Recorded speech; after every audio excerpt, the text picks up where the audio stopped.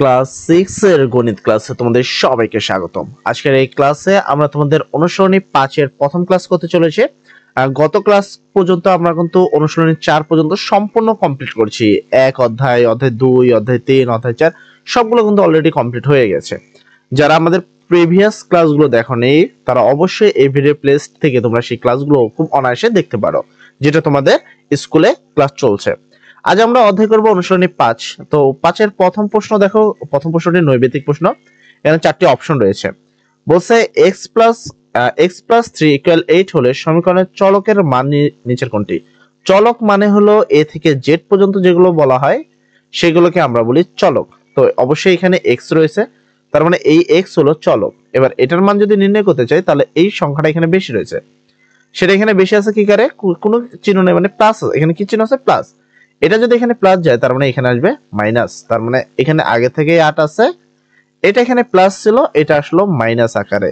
তাহলে 8 থেকে যদি 3 বাদ দিই তাহলে থাকে কত? 5। তার মানে এটা উত্তর হবে গ নাম্বারটি। তারপরে তোমাদের 2 নম্বর প্রশ্ন, 4x = 8 সমীকরণের মূল নিচের কোনটি? যদি কোনো সমীকরণের মূল বা সমাধান নির্ণয় করতে বলে তার মানে তোমাকে x আর y এর মান নির্ণয় করতে হচ্ছে। আর যেহেতু এখানে মূল শুধু একটাই আছে x, তো x আর 4 এর মধ্যে কোনো চিহ্ন নাই, কোনো কি নাই? চিহ্ন নাই। এবং আমরা পূর্বের ক্লাসগুলোতেই বলেছি যে এখানে কোনো চিহ্ন নেই, মানে অ্যাকচুয়ালি কি আছে? গুণ। তার মানে এই 4টা x এর সাথে গুণাকার আছে। এবং এখানে দেখো, এখানে আগে থেকেই এই পাশে সমান সমান পাশে 8 আছে, এই 4 এর সাথে x গুণ আছে। যেহেতু আমাকে মূল বাই করতে মানে x বাই করতে হবে, তাহলে এই 4 এখানে গুণ, এই পাশে গেলে ভাগ, তাহলে ভাগ 4। তাহলে তোমাকে 8 কে যদি 4 দ্বারা ভাগ দাও তাহলে উত্তর পাবা তুমি 2। তার মানে এটার উত্তর হবে ক নাম্বারটি। তারপরে আমরা 3 নাম্বার দেখে বলছে ম্যাক এর টাকা মেরিল টাকার দ্বিগুণ। দেখো, ম্যাক এর টাকা মেরিলের টাকার দ্বিগুণ। তাদের দুজনের মোট 30 টাকা আছে, মেরির কত টাকা আছে? তো কথাটা বুঝো, টোটাল আছে 30 টাকা। তো ম্যাকের টাকা ধরলাম যে এখানে বলছে মেরিলের টাকার দ্বিগুণ, তার মানে মেরিলের টাকা x হইলে ম্যাকের টাকা কত?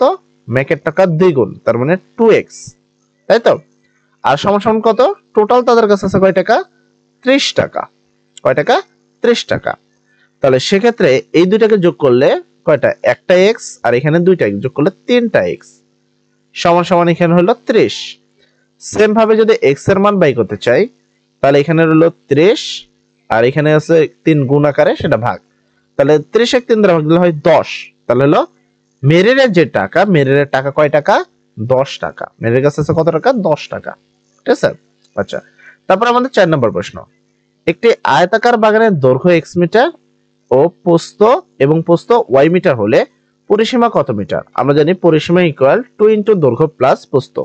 তাহলে এখানে ঘ নাম্বার আছে 2 ইনটু দৈর্ঘ্য হলো x প্লাস প্রস্থ, কারণ এখানে প্লাস নাই, এখানে প্লাস আছে 2 নাই, এখানে তো প্লাস নাই।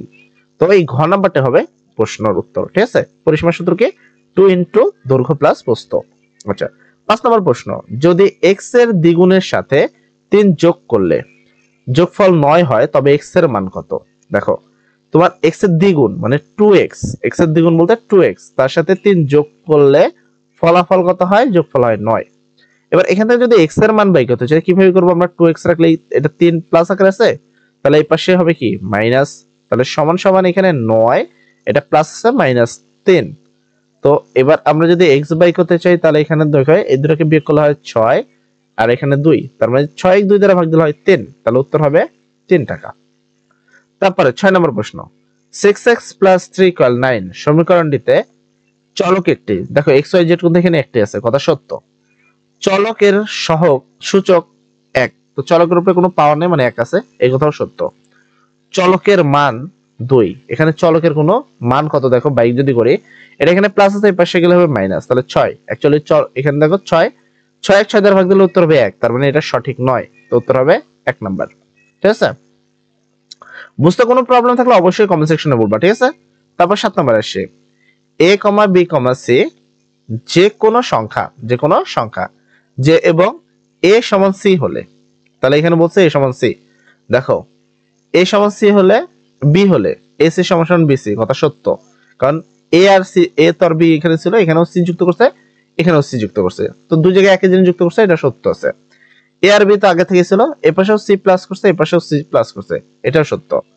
এ আর সি আগে বি আগেতে ছিল, এখানে মাইনাস করছে, এখানেও মাইনাস করবে, মানে তিনটাই সত্য, কোনোটাই ভুল না।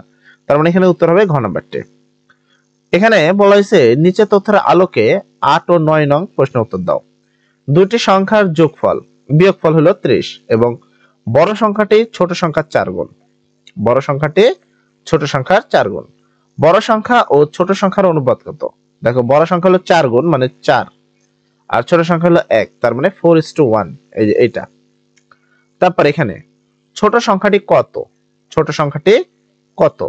এখানে দেখো এখানে কিন্তু একটা কথা বলা ছিল, এখানে তোমাকে এটা একটু খেয়াল করতে হবে যে বড় সংখ্যাটি ছোট সংখ্যার 4 গুণ, যেমনটা আমরা এখানে দেখলাম। তার মানে বড় সংখ্যা হলো x 4x, আর ছোট সংখ্যা হলো তোমার কি x। বিয়োগফল হবে কত? বিয়োগ করলে তার ফলাফল হবে 30।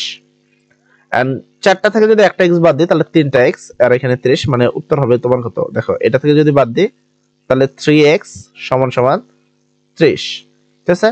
তো x এর মান যদি বাই করতে চাই তাহলে 3 এখানে গুণ আছে, পাশে আসলে ভাগ হবে, তো ভাগ। এন্ড ভাগ দিলে 30 3 দ্বারা ভাগ দিলে উত্তর হয় 10, তার মানে ছোট সংখ্যাটি 10, ঠিক আছে? তো এটা হলো তোমার প্রশ্নের সঠিক উত্তর। আচ্ছা, তারপর 10 নাম্বার, বিমল দোকান থেকে মোট 30 টাকার একটি খাতা ও একটি পেন্সিল কিনলেন।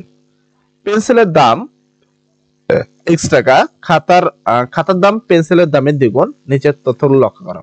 1, খাতার দাম 3x, এখানে বলছে কি খাতার দাম পেন্সিলের দামের দ্বিগুণ, কিন্তু এখানে 3 গুণ হলো না 3x, তো এটা কিন্তু সত্য না। আর এটা মনে রাখবা যে এই ধরনের প্রশ্ন যদি একটা যদি ভুল যায় দ্বিতীয়গুলো দেখানোর দরকার নেই, এটার উত্তর 2 আর 3 এটা অবশ্যই সঠিক। কেননা যেখানে এরকম অপশন থাকে সেখানে দেখো 1 2 1 3 এরকম, মানে মিনিমাম অপশন 2টা থাকে।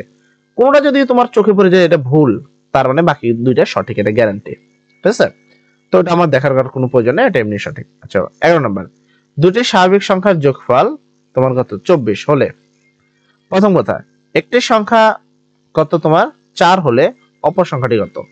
জাস্ট দেখো দুইটা সংখ্যার যোগফল যদি তোমার 24 হয়, এই 24 থেকে যদি আমরা 4 বাদ দিয়ে দিই, মানে 8 বাদ দিয়ে দিই, তাহলে কত হবে? এটা 8, সরি 4 না, এটা থেকে যদি 24 থেকে যদি 8 বাদ দিই তাহলে 16, তার মানে এটা উত্তর। আচ্ছা, তারপর 2, কোন সংখ্যার দ্বিগুণের সাথে বা কোন সংখ্যার দ্বিগুণের সাথে 6 যোগ করলে যোগফল একই থাকবে? কথাটা বলছো যে ধরলাম 2x, কোন সংখ্যার দ্বিগুণের সাথে যোগ করতে হবে 6, যোগ করলে কি হবে? যোগফল কি থাকবে? একই থাকবে। তো যোগফল তোমার কত থাকবে? একই। তো সেক্ষেত্রে জাস্ট এখানে দেখো কোন সংখ্যাটা একই রয়েছে, 24, যোগফল আছে 24, তাহলে একই থাকবে 24। এখান থেকে তুমি x এর মান বাই করবা, তাহলে এখানে হলো 2x, এখানে 24, এটা আছে প্লাস, এরপর আসলে মাইনাস, হয়েছে? দেন x এর মান বাই করলে এই দুটাকে যদি বিয়োগ করো তাহলে হয় কত? 18, 18 2 দ্বারা ভাগ দিলে 9, তার মানে উত্তর হবে 9, খ নাম্বারটি, ঠিক আছে? তোমাকে অবশ্যই এগুলো খুব ভালো করে দেখতে হবে, যদি তুমি বুঝতে কোনো সমস্যা থাকে সমস্যা নাই, আমরা তোমাকে বুঝিয়ে দেবো সুন্দর করে, ঠিক আছে? আপাতত এগুলোর উত্তরগুলো আমরা তোমাদের বোঝানোর চেষ্টা করছি। এই যে নিচে এই যে প্রশ্নগুলো দেখছো এগুলো করলে তুমি উপরে এগুলো ইজিলি বুঝতে পারবা। তারপরে কোন সংখ্যা থেকে 4 বিয়োগ করলে বিয়োগফল প্রদত্ত যোগফলের অর্ধেক হবে? তো দেখো কোন একটা সংখ্যা x, তার থেকে বিয়োগ করতে হবে 4, তাহলে বিয়োগ 4 করলে বিয়োগ যে ফল সেটা হলো যোগফলের অর্ধেক। যোগফল কত? 24 ছিল, তার অর্ধেক কত? 12। সেক্ষেত্রে এটা মাইনাস আকারে আছে, এপাশে প্লাস, মানে হবে 16, উত্তর হবে 16। আচ্ছা, এরপরে যদি প্রশ্নগুলো খেয়াল করো তুমি এখানে যদি খেয়াল করো তোমরা ভালো করে, তো দেখবা নিচের সমীকরণগুলোকে সমাধান করো, মানে এখান থেকে সমাধান মানে x আর y এর মান নির্ণয় করো। তো এগুলো অঙ্ক করতে হবে, এগুলো এই কটা নৈমিত্তিক প্রশ্ন ছিল। তো 12 থেকে বাকি প্রশ্নগুলো আমরা কাল উত্তর করব। আজকে প্রথম ক্লাসে আমরা সকল নৈমিত্তিক গুলো উত্তর করে দিলাম। সব ভালো থাকবা। আজকে ক্লাস এতটুকু। সবাই যদি বুঝতে পারো অবশ্যই কমেন্ট সেকশনে থ্যাংক ইউ ভাইয়া লিখবা, বুঝতে অসুবিধা হলে লিখবা প্রবলেম ভাইয়া। সবাই ভালো থাকো, আসসালামু আলাইকুম।